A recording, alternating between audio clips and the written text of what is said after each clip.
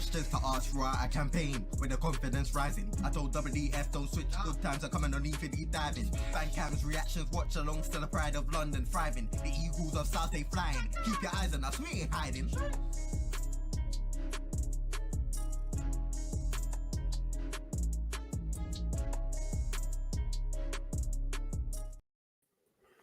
Yo, good evening. What a performance. What a performance. And what a result. I won't lie to you. I've watched the full 90. I've watched the extended highlight. Yeah. That's too much. I was so happy. so happy. This is obviously the Burnley match reaction. 3-0 at home, and you know what? What a dominant performance. Like, if we were to nitpick things that could be improved, just maybe a bit too slow in the final third in the first half, could be a bit more. I think you're harsh to nitpick, man. Just seeing what we've come from and what we've gone to, yeah, that's more than enough for me. No, 100%. And this is what I'm saying. This is nitpicking, like proper nitpicking here. Like, because you know what, from 0 to 90, 102, in fact, I think it was a very, very professional performance. JC, how's it going? Yeah, man, I'm good. Rich has given me a bottle of alcohol, which I'm afraid to drink. But I am unbelievably happy, really, from what we've achieved in just... It feels weird to be on a reaction, actually be happy. It's been a while. I feel like just for the sake of the content, I need to be upset about something, but I'm actually not upset about anything today. But it's just very nice to see, and my whole week feels like it's going to be a good week now. Like, I haven't even started the week yet, and we ain't even hit Monday yet, but I know it's going to be a good week. And then we got Spurs away. I weren't thinking, Spurs, I've seen us lose 2-0. I've seen us lose 3-0. I've seen us lose 1-0. I'm thinking, oh, man, I wish we just score a goal. Now I'm going there thinking, you know what? Yeah, if we could do a madness, we might get a point. And that's the thing, is with Glasner, he's just giving us a lot more confidence. I'm feeling too big for my boots right now, is basically what I'm trying to say. But I feel like we've deserved it. We've had rubbish for, what? Ages. More than half the season now. Yeah, and no disrespect to PV, but if you put in the stretch that he had, which was very difficult, even that was tough at times. You know what I mean? Look at us now. Now, granted, listen, we're gonna have to, come down to earth. There's gonna be difficult periods regardless, but I just think that, for the first time since Vieira's first season, we see a plan. Yeah. And we can see a plan on the pitch. Everyone knows their role. Everyone played their position to a T. Like, everything was just nice. Yeah, it was just nice. And look, granted, obviously we didn't score our first goal until the 65th, but it was kind of there were tense moments. It got really tense at times. We got, obviously, the corner count went up. I think we had 12 yesterday. Eddie had a chance at the back post that got, I look back at it, was a good save from Trafford, to be fair. It was a good save from Trafford. So it could have been one of those typical Palace games where, you know what, it's either we played terribly and then we lose in the last minute, or we play extremely well, we can't score, But once we did get the goal, it's literally the floodgates opened, I won't lie to you. I think these lines are going to be opened very quickly, because I think we said everything we needed to in the fan cams, But let's talk about our shape a bit. And then I know obviously you're working on getting some images up regarding average player positions as well.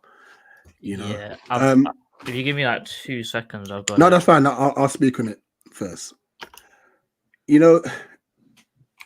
I've always said, listen, a 5-3-2 can easily be turned into a 3-4-3. All it is down to is mindset. But with Glasner, yeah, he made it a 3-4-3 from the jump. Mm-hmm. You know, He even got Paddy lying to us saying that it was his formation. you know, and when you see it, literally is a 3-4-2-1. I believe they call it the Christmas tree formation. I could be incorrect. It is. But Christmas tree formation is normally 4-3-2-1. But the thing is with Glasner's thing is it's very different depending on what happens, because whenever they have a goal kick, you could see the formation clear as day. Yeah. You could see the 5, and you see the 2, and then you see the 3. Clear as day whenever they're taking a goal kick. So when defending, 100% 5 at the back. However, when we have the ball, clear as day again. 3-4-2-1. Fullbacks are either up the top, which basically means, what was that? 3-2-5. That's basically what it means. I was about to say that as well. It felt like a 3-2-5 when we were attacking. You know, I've got the average positions in there wicked. if you want to do that. So, like I said, our shape was very, very, very crucial, and it was just so nice. I mean, obviously, JC's been running this whole right back agenda for ages. But you know what? I'm going to put some respect on Mitchell's name, because for him, for Munoz, it's natural.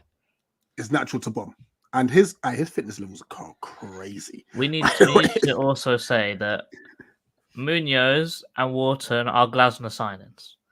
Oh, 100%. 100%.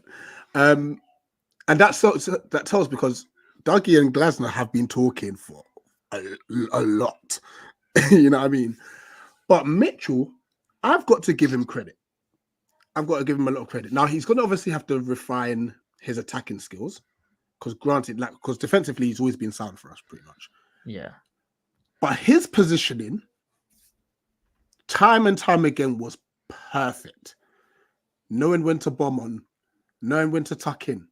You know, because even at times he joins Lerma and Wharton in the midfield, if need be, just to give a bit of cover, you know. But for both of us, they are fullbacks, you know. I think they even got quite a few touches inside the box. Yeah, I remember Mitchell was jumping with Trafford to try and score a goal. Yeah. And I'm he had thinking, a shot. this isn't even a corner. He's just up there in general.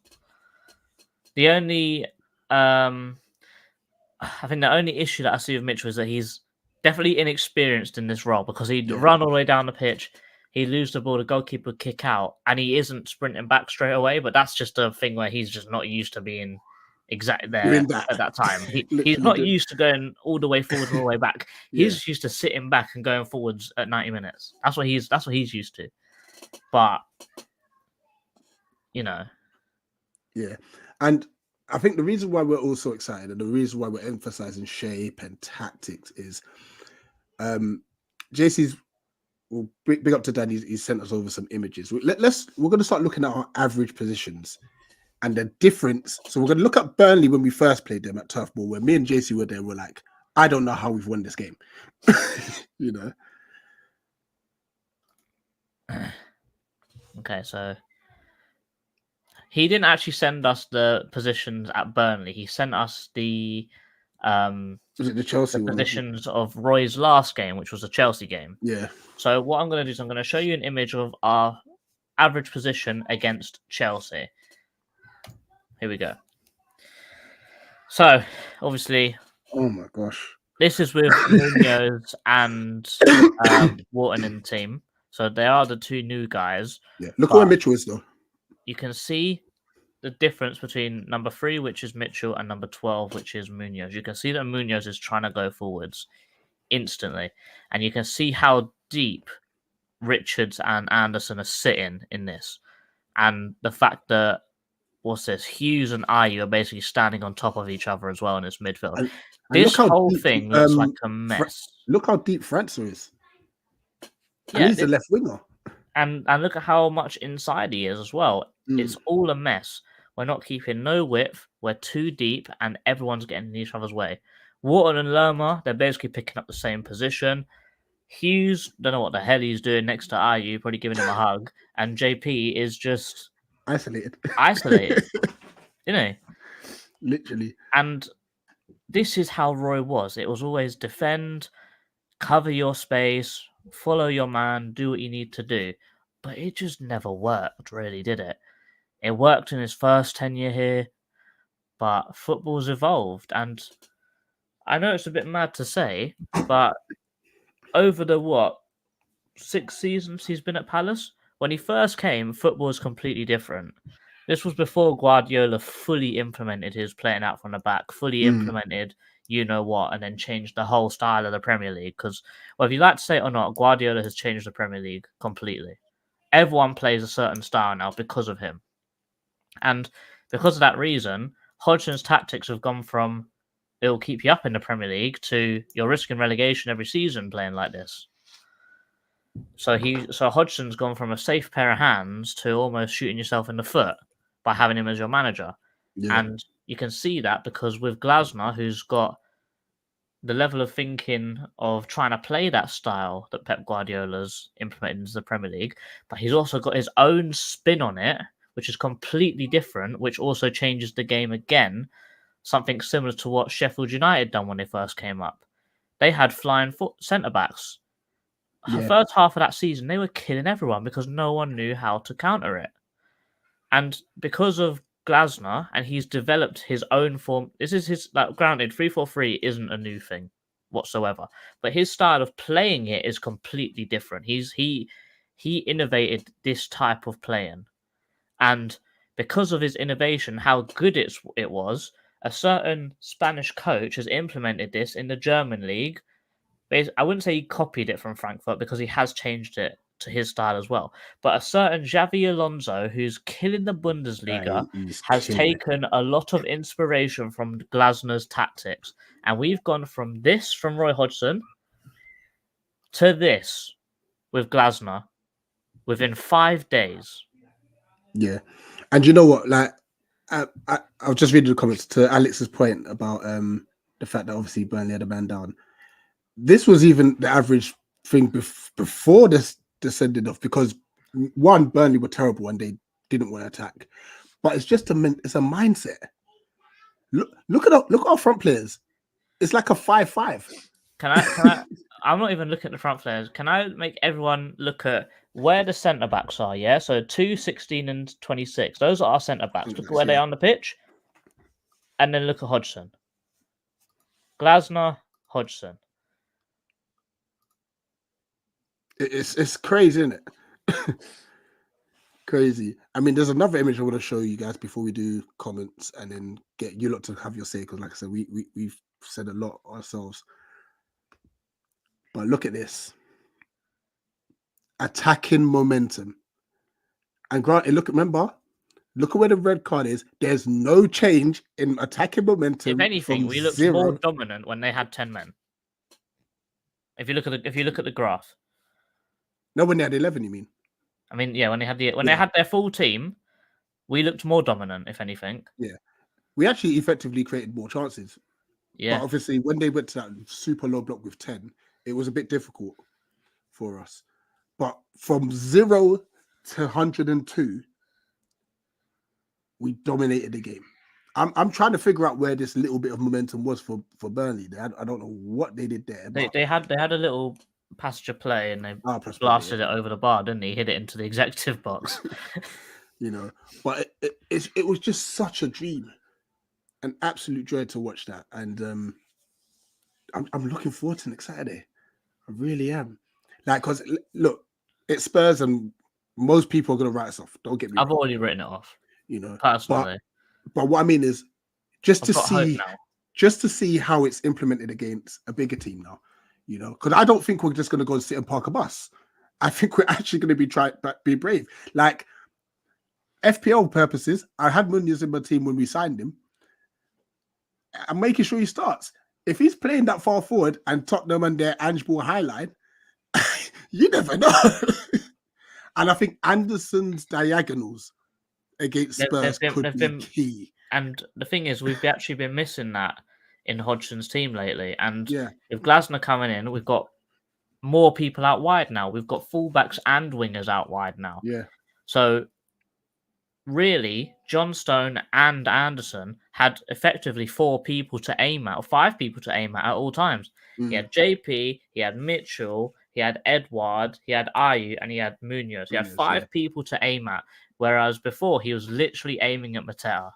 And then you only had Henderson, who couldn't kick the ball straight anyway. So, no, this is it. Let's run through comments, and we're going to open the phone lines straight after. 100%. These are pure comments. So you people, I know you guys know I hate doing comments. I don't hate talking to you. I just can't read properly. So big up yourself, Alexander. We are back. I'm not going to overreact, but it's a good performance. 100%. Big up yourself, Cody. I'm sure he's going to jump in as he always does. Big up yourself, Luke.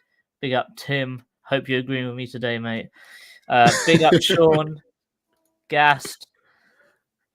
100%. Big up Chairman. Positive attitude. What does it get you? This is what we've been asking for. Just something a little bit positive. Just a change of mindset. That's all. Yeah, just a change of mindset. And I don't know about you, but every single thing that's come out of Glasner's mouth has been positive.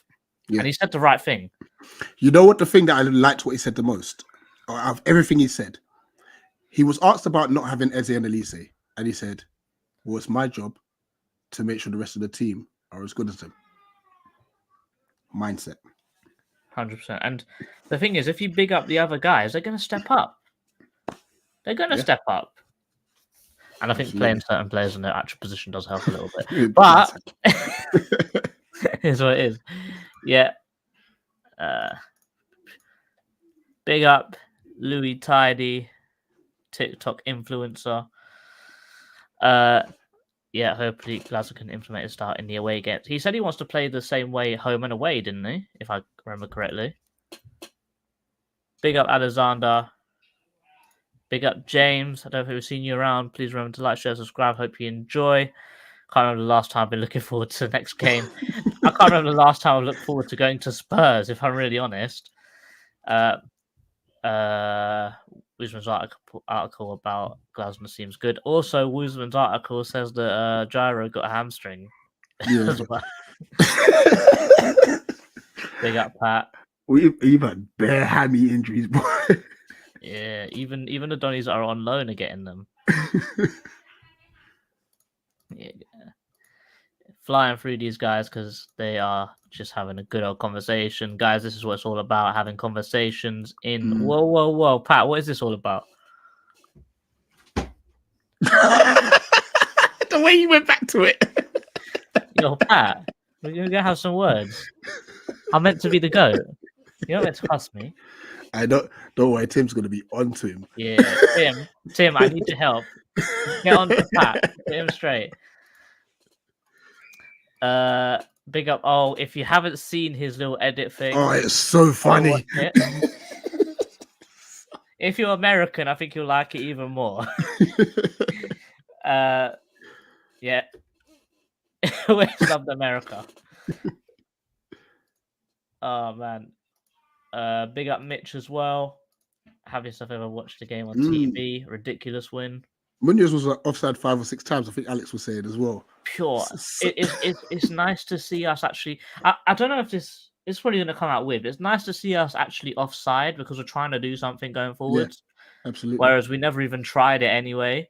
And if we was onside, it was just Mateta being lazy and not getting back in time. But now we're actually trying to drive forwards and being offside. Yeah. He looks like he's improved his fitness as well. I reckon that we've never had that many offsides in a single game under Roy. No. Seriously. Tim here saying, do you think the backline will go that high against Spurs? If there's a change, what would you expect it to be? Well, Glasner has said he wants to play the same way home and away. Yeah. So if we're there to score goals. That's what he says. My philosophy is to score goals. And if scoring goals means he's going to play this high line, then I wouldn't be surprised if he plays it away from home as well. Yeah. Granted, playing that high line against Tottenham is going to be very risky. Yeah, but it will show us where we're at as well. Yeah, if we can hold our own, we can actually look at this and say, look, if if we get done for pace, we'd be like, okay, Ward is old, but he'll be replaced by Mark when he comes back, and Mark will probably be able to get back in time, maybe. Or if we're going forwards and I don't know, maybe Edouard's not doing it out left against Pedro Porro, let's say, then you can say, okay, well, maybe we need to try starting França. It's going to be a good gauge because I know in the back of his mind he wants to get Europe eventually. And this is going to be a great gauge for him to play against Ange Ball, who also play a very high line. So we could get him behind, I wouldn't say easily, but it's definitely an option. Yeah. I mean, it just on that as well, like, so I don't know who mentioned in the fan cam, but it's like now that we've gone to 3-4-3, all of a sudden we look like we've got bare options. I think I said that in my one. It's weird. It's like, oh, hold on a second, actually. So Hamada could come on in midfield, França could come on up top. Yeah, a change of formation when made us go from a very small squad to having quite a lot of squad depth all around the pitch. Yeah. The only place that we don't have any depth anymore is centre back now, which is where we had the most depth originally. So, you know, big up Earth. I heard that Oliver watched a few Palace games beforehand. He was at the Everton game, wasn't he? The one where we lost. And yeah, he said he watched a few games even before that. So yeah, and he's been in contact with the board. He's been in contact with Friedman, and you know he must have made that signing happen in the January window. So he must have wanted the job 100% if we're going to make Madekin signings for him, and he hasn't even signed yet. So I'd say it's pretty much all a done deal. The only thing is that they had to get him in a little bit earlier because of what happened, really. Yeah. Big up Josh. Rich got a new camera looking in 4K. I just think my internet's working okay today. I think that's all it is. Now I've had this camera for a couple months now, actually. Don't play Eze. Luton is more important. Thank you for saying. I agree. If we can play that well against Burnley without any of them, then keep Eze to rest as long as possible. As long please. as possible. 100%. Because we want him from now till the end of the season without any injuries. Because a certain report that I've seen is that apparently we tried to buy Jordan James and send him back to Birmingham on loan, like in the dying minutes of the transfer window. Oh, right. So to me, that tells me that Eze is gone in the summer. That's what it says to me. Because if we're trying to buy him and loan him back straight away in the last minute, to me it says one of them's gone. And if he reminds me a lot more of Eze. Yeah. So, you know, that's something that we need to think about. How do you feel about zonal marking corners? I hate zonal marking, but it worked all right. Yeah. Granted, they had 10 men, and Burnley, they're not the tallest team anymore. I think if we zonally marked against Everton, we would get walked all over. It would be terrible. But maybe Glasner thought that, like, no, they're not the biggest team in the world. We can zonal marking, and maybe with another team that got a bit more aerial presence, he will go back to conventional marking again. He was also at the last Spurs game as well. Yeah, he was pictured there by one of the Spurs youth team players, wasn't he? They were all in the box, like recording. Yeah, look, it's all nice to see little Glasner there, his little clipboard. Nice to see a proactive manager for once, not one that just, you know, lets his analysis team do everything for him. I love Glasner. He's going to the under 18s and 21 games as well. I didn't know that, but I think I should have done because of all the youth he actually put on the bench. Yeah. I would say that's one thing of my really, really, really big nitpicks, just a very tiny thing, is like in injury time, Ayew looked dead. Maybe bring on Franco for the injury time. That's the only thing I would have said. Yeah. You know what I think happened though? I think he was going to make one of those changes because they looked like they were going to strip, and then Burnley scored, and then obviously he got disallowed, and he probably thought actually. Yeah, let me just.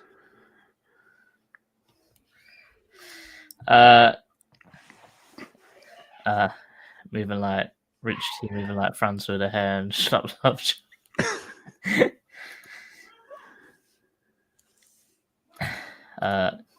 Glasner at Sutton United ground. Getting him like, I tell you what though, yeah. I know I've seen bare people tweeting about it. But how South London is it for manager to be wearing Canada Goose and TNs And TNs. on a touchline? I've seen a few like rival fans say that. It was like, what? The manager's wearing TNs? Yeah, I'm there. I'm there for it. 100%. That is all the comments. And after the comments, whoa, there goes the link. That was cringe. That was bad. That was a Dan joke. Guys, the link is in the chat. If you guys want to come in and have a little chat about the 3-0 smashing of Burnley, then you're very welcome to do so. If you guys did watch the preview, we spoke to Dan from Turfmore House TV, and we spoke to a guy called Andrew, and we did make a bet. That bet was if Crystal Palace won 3-0, he would make a little edit of Adam Wharton. He still hasn't sent it to me yet, so he's currently on fraud watch. I'm sending him gifts and everything now. Like I'm trying to get this edit. Nah, he will do. He has to. He has He to. must. He made the bet. He made the bet. He has to. Or he's on fraud watch. So No, as you can absolutely. see, it's got to be done. It's got to be done. We've got 2 people in the back. Stage. Big up Alex. Big up Tim. Tim's already. Hold on. Everyone's Yeah. smiling. This is all good vibes now. Tim, Hold on. There we go. big up yourself. I know. Let me go back on the top. Rich, I got 3 adult kids already. I don't need a 4th. I love JC, but I don't need a 4th. Hey, you're a kid. Things I did.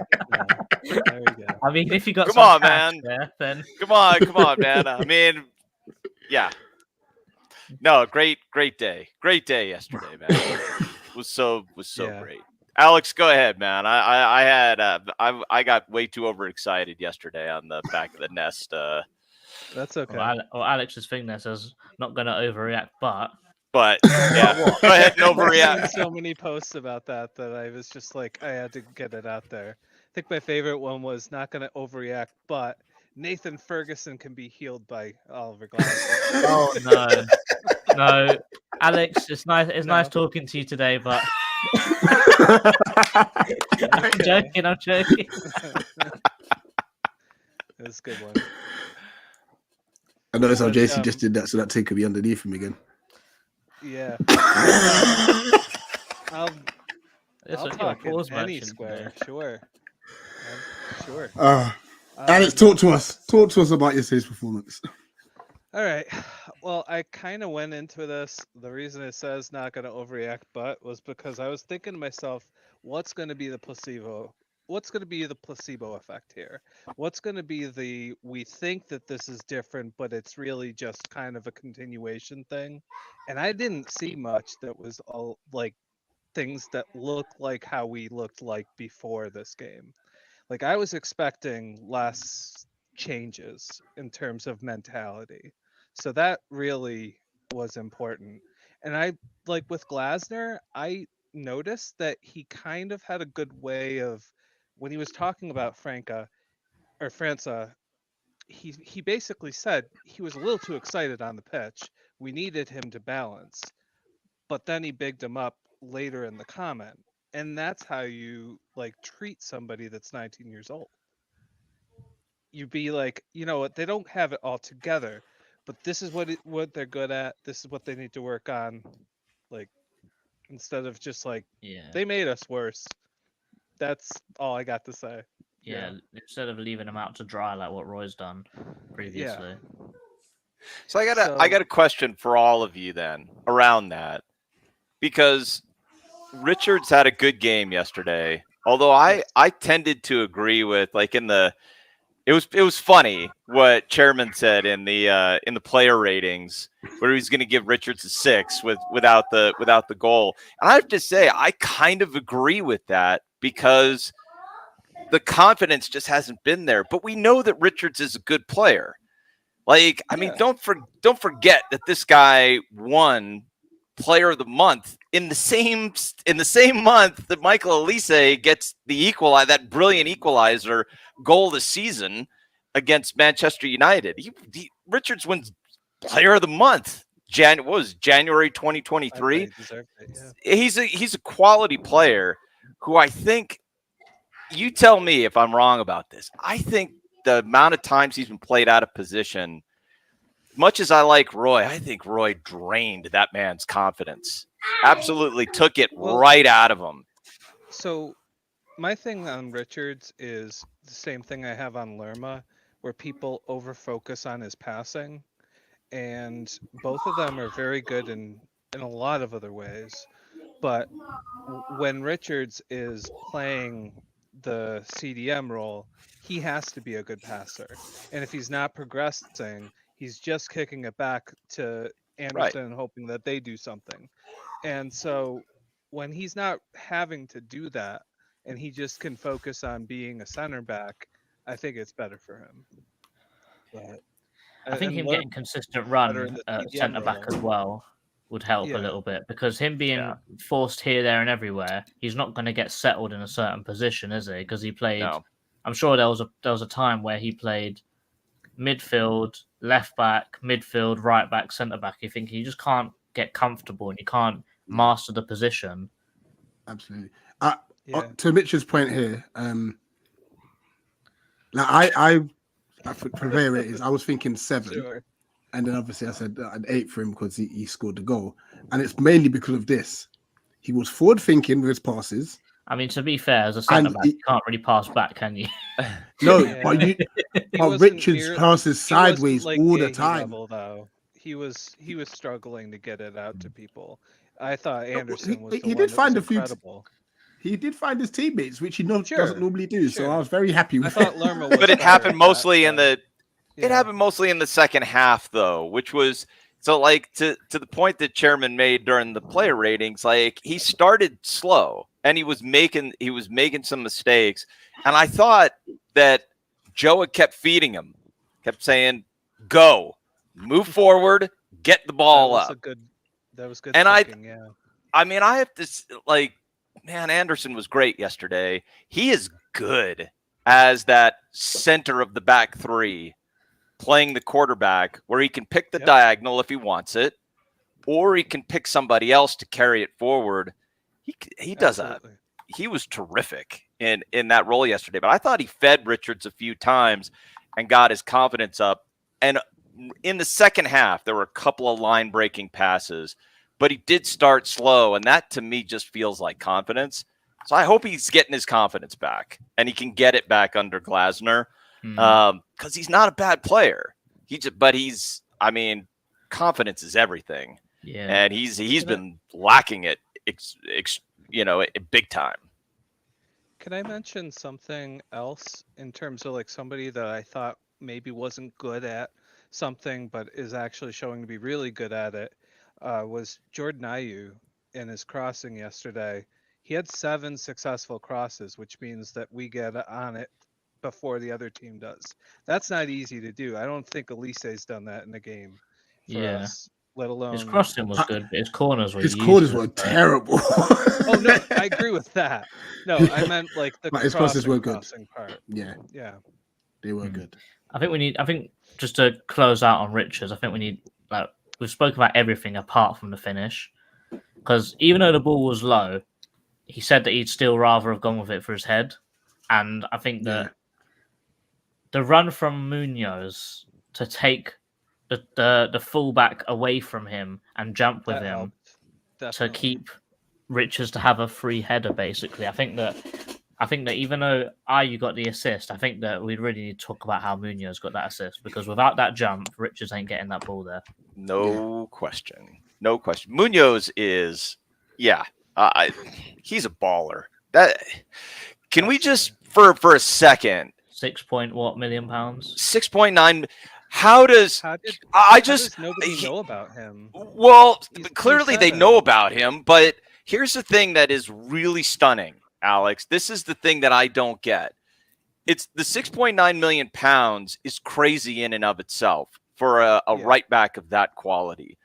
But here's the thing that never happens, and I don't know how Palace got this deal. There are, count them, zero add-ons. How did that happen? That never happens. I have no idea how that happened. Palace, that doesn't normally happen. Yeah. I think he only had a year in left fact- on his contract though after the season, so that may have helped a little bit, but still. Yeah. That's so rare, JC. Like I've never seen that where a player of that quality you don't at least get something, Some sort of add-on. yeah, some kind of add-on. Definitely, we definitely. Well, all we got to say is we definitely bought the right player from Genk because Mike right Trezor. player- I was Where gonna are say you, that big just man? now. Where are you, big man? Was he Didn't want to even play in for no the squad? defensive team. Didn't want to get relegated. Oh, it's tough. 100%. Oh, what's your thoughts on the game, man? I only watched the highlights. I was watching City United. Yeah, they're doing well. What did you make of the highlights then? Sexy football, but I've never seen in my life. And to top it all off, we're going on a European tour against Hibernian next season. But no, it was a very, very good performance, you know.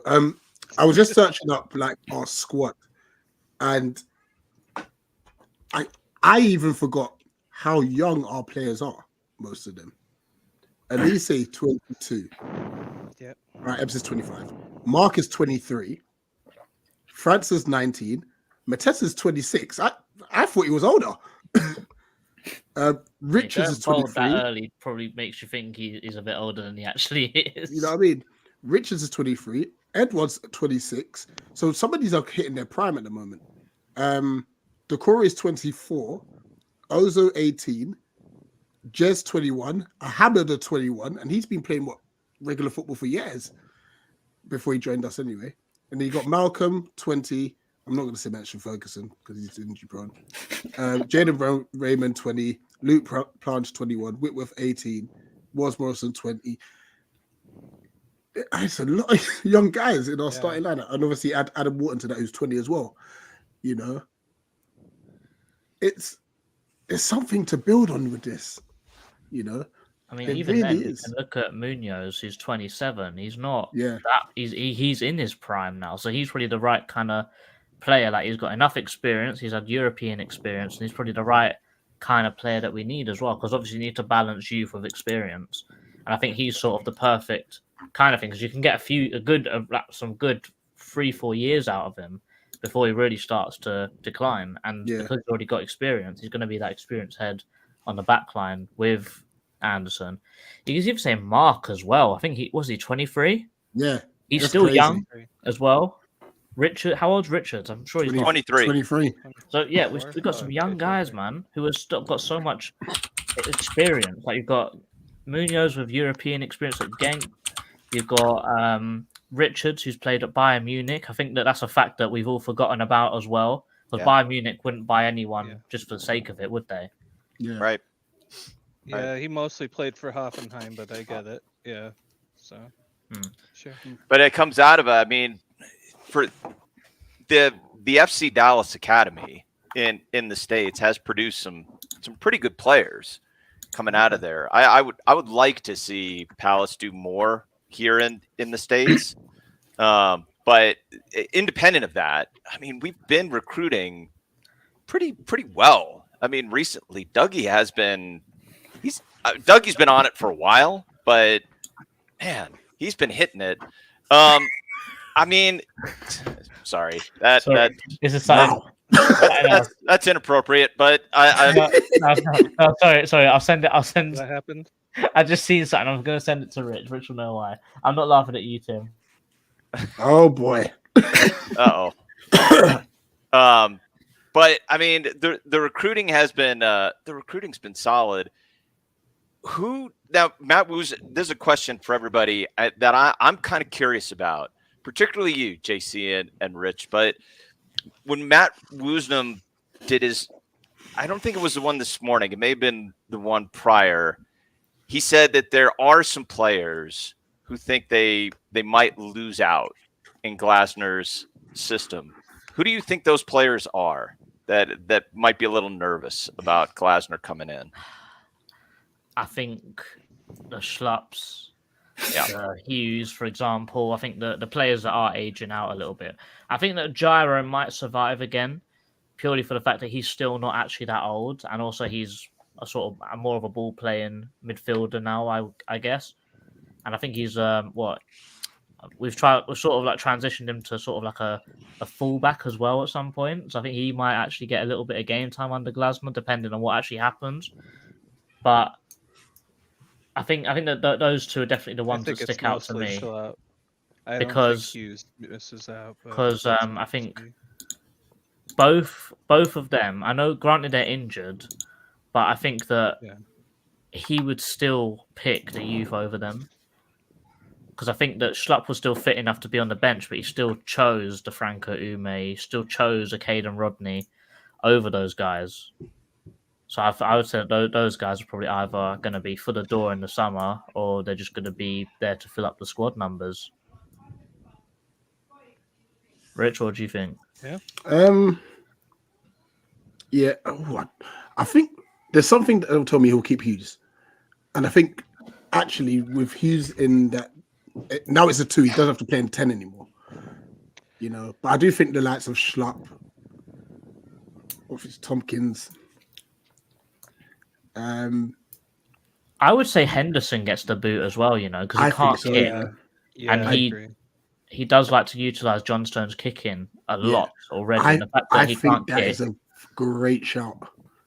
But then it all depends on SJ as well, because if this all rumors of him wanting to go back up north and that, you know. No, I think he likes it at Palace. But I'll tell you, this is going to be a very, not to get too all steeped in finance here, but if you're going to do it, if you're going to drop Henderson, the problem with dropping Henderson is if you sell him, you're almost invariably going to sell him at a loss. And you don't want to sell him at a loss when it's going to hit your FFP too hard. But this is the summer. This is the summer where you do it because you are very likely to be selling players at a significant profit. So you're already going to be doing yourself a favor with FFP, which means you've got some room. If you've got some players you want to lose because you're okay with taking a loss, you don't do it in a summer when you're not selling. But if it's in a summer you're selling and you get some room, you get. So this would be a summer where I could see us. I guess this is another question for you guys. I kind of think Eddie might be the next one that's on the block in the summer. I think so. Even though I concede, like the last two matches, he's been not bad. I mean, he does get that header that gets to Mateta that leads to the goal at Everton. He's played perfectly fine yesterday, but the difference, I think, is that when França comes on, the main difference between França and Eddie, even though Eddie is good and he didn't do himself any disservice yesterday, but the minute that França comes on, it hits different, man. He's an immediate threat. He's very direct, which is what Glasner wants, right? Yeah, and that's why I even mentioned it yesterday, that once França gets to grips with the defensive side of his game, and I'm not saying that we want him to be a defender, but he's going to have to learn that game regardless. Yeah. Yes. Once he gets to grips with that and his fitness spike gets up, he is going to be an absolute problem. You know, a good problem for us, obviously. But you saw it yesterday. Just forward runs constantly. Yeah. Just making forward runs, you know, which led to 2 of our goals. I mean, maybe a bit of decision making for the penalty one, because he could have passed it to Mateta, could have passed it to Hamada, who was up with him, or he could have been a bit quicker and got a shot off himself. But at the end of the day, he won a penalty. So I think he wanted to cut in and shoot, but he literally had 2 guys to his right, so he had to just keep going straight because he ran it. I think he was trying to figure out a way to pass, even because Mateta was so open, but he couldn't get the pass off, so he tried to run through. Yeah. Also, the contact was very close to not being a penalty as well, wasn't it? It was right on the line. Yeah. I can see VAR giving that both ways. To be fair, depending on who looks at it, and Good I point. think for once we actually got the luck a little bit. Quite a few times. No, Glasner mentioned For it once in as the well. press Like every conference. break, For once. every break of the ball was seemed to funny. drop to us. VAR actually went in our favor twice. Like Wharton not getting sent off goes after and on. taking out two people Yes, at that once was a as big well. deal. You know, Yeah. I have watched it back. It was like it could have been given as a second year. He did pulls out of actually it. actively pull out. Yeah. But Yeah. I think him getting in that situation in the first place is a yellow in the first place. Even if It he was pulls out of it. stupid. I agree. But he is It was Blackburn naive. through and through. You, It's you Blackburn understand? roots. It's his Blackburn roots. Yeah, literally. I mean, granted, the booking he did get was so soft. Yeah. It was much. It was his softer. first one. And as I well, think wasn't it? maybe the referee actually thought, yeah, you know what? I've done him hard. Yeah. Yeah, let me allow him So, here. right. Guys, we're going to get you lot to do your player ratings. Obviously, we're going to remind me, I'm going to have to try and update this. There's no Wharton on this, obviously. And I've there's no updated Munoz. it. Oh, my guy. Nice. Nice. So we'll go Alex, Oliver, and then Tim. So that's where we'll go. So Oliver who? Oliver Glasner. oh, you, bruv. Oh, Nice. what is your name? I Mixing call the you stars and I feel like I'm an Oh. idiot calling you O. That's what I prefer to be called. Then. Alex, let's start with you with Super Sam Johnstone. Yeah, I thought that he was mostly a passenger, so I would just put him at the 6 because I can't think of anything that he did wrong, and I can't think of anything that he did particularly like. I can't remember a pass of his. If anyone can, correct me. But yeah, he was fine. Mm-hmm. Mitchell. I'm sorry, Matt. Just quickly, obviously, Matt here is an Everton fan. Listen, one of our mates. I'm going to open this up and be honest for the chat and also the panel. Who else was happy Brighton equalised? And I don't like Brighton doing anything, but I'm not going to lie. I was like, Rich, and it was Rich, that scored as well. Who gets the equalizer? Who gets the worst? Yeah, well, I care about that, and I was just happy it was 1-1. I get it. I'll say this, yeah. You see how their fans were cussing us for celebrating draws? Look at them. Yeah. Yes. Yeah. Celebrate your draw against a relegation team. Oh, yeah, you behind the Beak account. I think we found the Beaky account hot user. Oh, that account. He's funny. The Twitter. Yeah. Beak Street. Yeah. Oh, how would you rate Mitchell's performance? 5. Whoa. I can't. What? Well, I only saw the highlights. I didn't really. Okay. He did. Okay. I didn't really. Would we? I think we said a 7. Are we okay to put him up for a 7? Yeah. I'm not in. Tim, Alex, are you in agreement? Yeah. I mean, I can't say anything. I saw the highlights. I was watching Saturday United. I normally do stuff for them, and sorry. We missed. They missed a penalty, and coincidentally, that penalty was saved by Owen Goodman.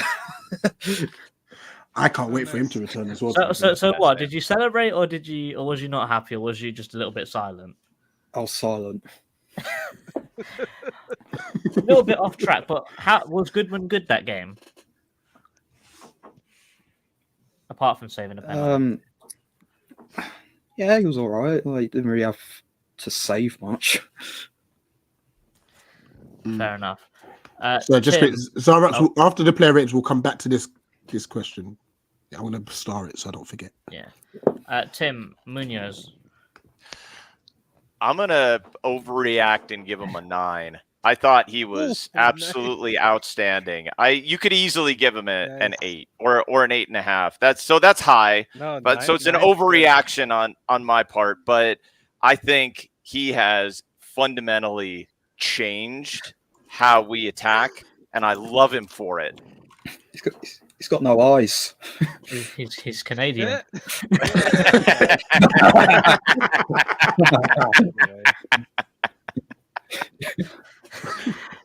Alex, let's go with your fellow countryman in Chris Richards. Oh, heck yeah. Oh, you didn't give that right. to Tim. He's going to be so upset with you. Nah, I'm good. Go, Alex. Go. All right. I thought he was absolutely fine, and the goal was really well taken. I thought he put himself in a perfect spot to get the second goal, and then Munoz accidentally poached it off of him, which I thought was pretty funny. I thought he was very, very good. I'm giving him a 7, and that's even before the goal. I think the goal would have put it at 7.5, but I'll stick at 7. Yeah. Tim, are you happy with that? Do you agree? Yeah. No, that's. I mean, that's where I was. I got this. The goal gets to a 7 for me. Yeah. Mm-hmm. Tim, I'll give you Anderson. Baller. Give him an 8. He was terrific. I mean, I wonder if he stays there in the center of the 3. I hope that he does. Like, let him play quarterback the rest of the season. He was brilliant. Fantastic. More diagonals from Joa, please. Absolutely. Yeah. I will give you Ward. 10 out of 10 because it's Joel Ward.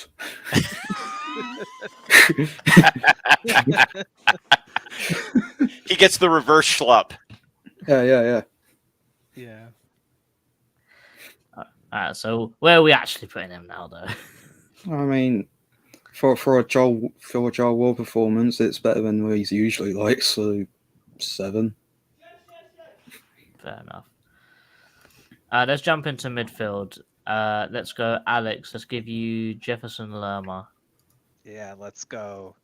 I really enjoyed his performance yesterday. I thought, you know what, I'm gonna overreact and say it's an 8 just because of the red card. Like, that red card doesn't happen without him. So yeah, otherwise, it's still a good position. Very, very hard to get through. Burnley couldn't pass through him, and that was really important. Tim, Adam Wharton. I'd love to give him higher, but I don't think it can be higher than a 7 because he puts himself in position to get sent off, which I understand. I know it's a hot game for him, and he played well. His passing is outstanding. He's gonna be phenomenal. But yesterday, if he'd gotten sent off there, that changes the match entirely, and it easily could have happened. So 7 is as far as I'm willing to go. Our 2 new signings are Canadians in disguise. Yeah, who's cropping these? Come on, Casey. I mean, I done it literally about 2 minutes before the stream started, so I didn't have time to test it. I'll give you Eddie. 10 out of 10 because it's Edwards and everyone seems like, wait. No, I'll give him a 7. Okay. He does what he does. He's still our top goal scorer in all competitions, by the way, lads. He is. True. That's true. Yeah. Alex, Jordan Ayew. 9. I'm going 9. I thought he was, and I don't even think he was terrible at the corners. But I think, we had so many and so little actual chances from it that I get your point on that. But he was incredible in almost every other way. He gets a goal, he gets an assist. He's just constantly, and his celebration, his non-celebration, might take it to a 10 because that was so ridiculous. What was that? Like, yeah, you got França like, oh my gosh, look at my first assist. And then I was just like, that's his first assist, and Jordan's like, I was like, yeah, I scored on Monday. It's not that deep. Yeah, it was that or the Mateta eye roll when it was like VAR, it's checking, and he had like the world's biggest eye roll when he was going to take the penalty, and it's like VAR checking. I was like, everyone was JP at that moment. So Tim, so round out the starting 11, I'll give you JP. Got to be a 9. He's been phenomenal. I that guy batters center backs for fun, and I love him for it. He's been terrific.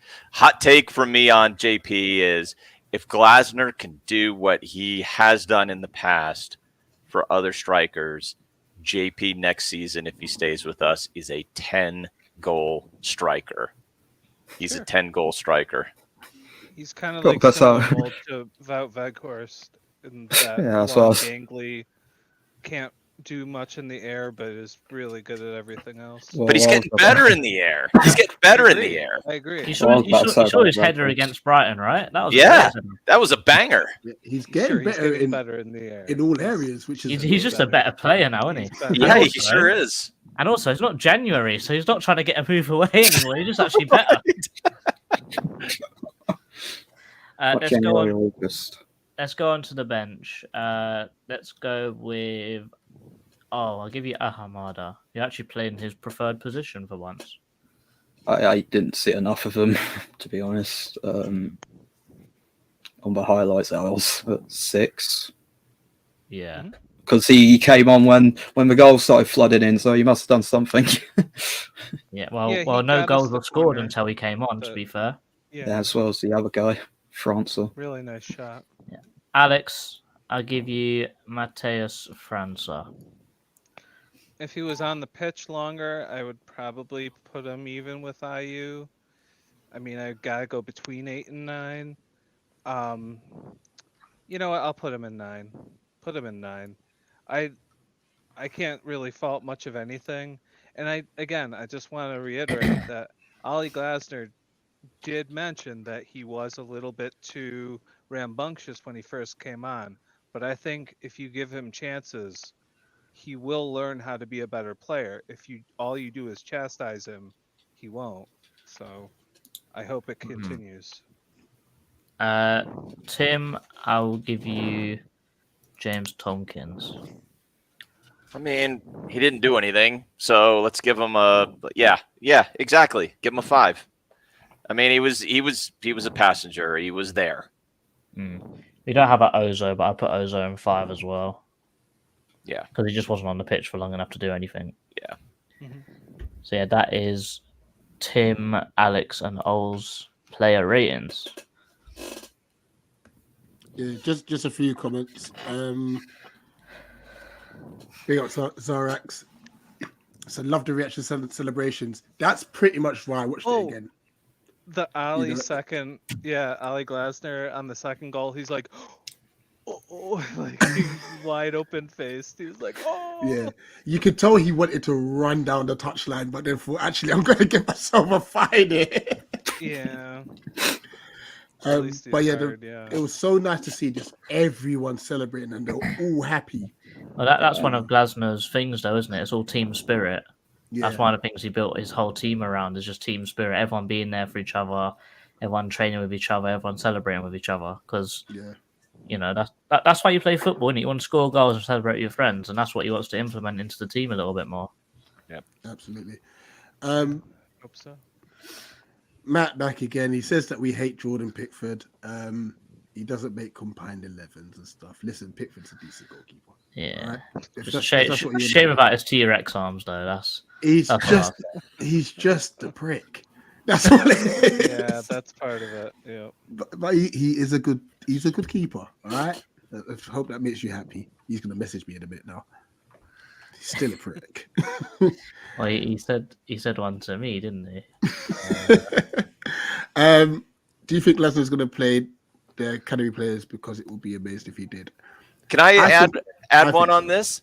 I think so too, Rich. And the reason I say this is my guess is, since it's up to Glasner, I don't think Palace, he will allow us to make a decision to go for position in the table. I think once we get enough points to know that we're clear, I think he's playing Completely kids. agree. I think he's trying out who he wants to keep and sell in the summer.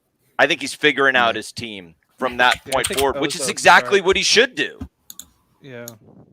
Yeah, there was another comment from Spiritual. JP can't score. Don't see him scoring. We need a new centre forward in the summer. Do we need a centre forward? I think we need I think we need another centre forward if Edouard goes. I think we need a centre forward that offers something different, because even though Edouard's better with his feet, I would say, I think that we still need another striker that can offer something else. Maybe someone that's got blistering pace, for example. Yeah. So like when we hit the long ball over the top, they could just run onto it and run past the defenders. Whereas historically, even the last 10 years, I don't think we've ever had a striker that's really fast. I think the only one I can remember off the top of my head is maybe Dwight Gale, but even then he wasn't actually that fast. Yeah, I would agree with that. Yeah. So I think maybe kind of offer something different. That's what I would say. Do you think that? So there was this came up on Back of the Nest yesterday. Do you think there is a scenario whereby França is the other one so JP's one striker and França's the other, because França's got the pace to run off the shoulder and go over the top? Do you think he can be that guy? I don't think so. I think you know what? If we were playing 4-3-3, then I might have said yes. But because we play with the forwards tuck in, I don't think there's any need for França to play up top. I think that when I said I think we need someone fast, I think we need someone that's fast and still physically strong as well. Because the striker in Glasner's formation is very much used for hold-up play. Wait, so like Animal, is this actual rumors? That ain't happening. What? That ain't happening. that Come has on. to be a joke. That is trolling. Come on, Animal. That's trolling. Yeah, because in a Glasner system, the centre forward has always been someone that's very good at hold-up play. And they may be tall and strong, but they are very fast, for example. So JP's not the fastest guy in the world. I think we can all agree on that. But he's had someone like Sebastian Haller, who is actually very fast when he gets going. So he can actually run past defenders, and he's had a Sebastian Haller there. He's had a who's the other one? Ekitike got an assist today, but he also went off injured for Frankfurt. What is his contract? Is it a loan with an obligation, or is it a loan with an option? Obligation. 30 million obligation. It's obligation. So he ain't coming to us. Yeah. And stuff. Also, Cosby mentioned earlier as well, Maxwell Cornet, because obviously we were very close to signing him.